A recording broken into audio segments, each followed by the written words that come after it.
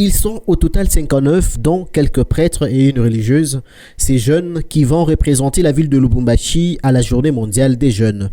Cette 37e édition de la JMJ sera organisée du 25 juillet au 6 août 2023 à Lisbonne, au Portugal, aux côtés du pape François. Ayant reçu cette délégation ce mercredi 19 juillet, l'archevêque de Lubumbashi, Monseigneur Fulgence Muteba, les a invités à plus de responsabilités pour défendre valablement l'Église catholique locale. Vous allez en mission pour répondre à l'appel du Saint-Père. Quand vous allez en mission, regardez dans le Nouveau Testament, ceux que le Christ avait envoyés en mission, ils sont revenus pour les rendre compte. Il ne faut pas utiliser votre foi pour réaliser vos ambitions de faire l'aventure en Europe.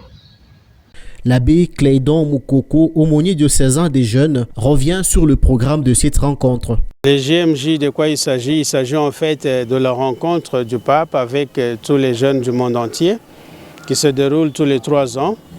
Ça a été initié par le pape Jean-Paul II depuis l'année 81, si je ne m'abuse pas. Et c'est resté la culture. Nous partons le 25, déjà le 26, nous débutons la semaine missionnaire qui est échelonnée sur plusieurs diocèses du Portugal. Et nous, de Lubumbashi, nous avons choisi le diocèse de Porto Alegre et Castelo Branco. On atterrit à Paris le matin du 26. Les bus nous transportent jusqu'à Castelo Branco. Et de là, les services de GMJ va devoir nous ramener à Porto Alegre pour la semaine missionnaire. Le chemin de croix, la prière, les différents exercices comme la catéchèse, la visite à Fatima pour la prière et puis la fraternisation jusqu'au 31. Le diocèse de Porto Alegre va maintenant nous prendre pour nous déposer à Lisbonne où vont se dérouler les journées diocésaines des jeunes du 1er au 6 août. Ce pèlerinage est une occasion pour les jeunes d'échanger sur leur vie et leur regard sur le monde. Et ceux de Lubumbashi sont porteurs d'un message fort de l'Église catholique de la RDC. Nous faisons l'expérience justement d'une foi qui rayonne malgré la souffrance humaine.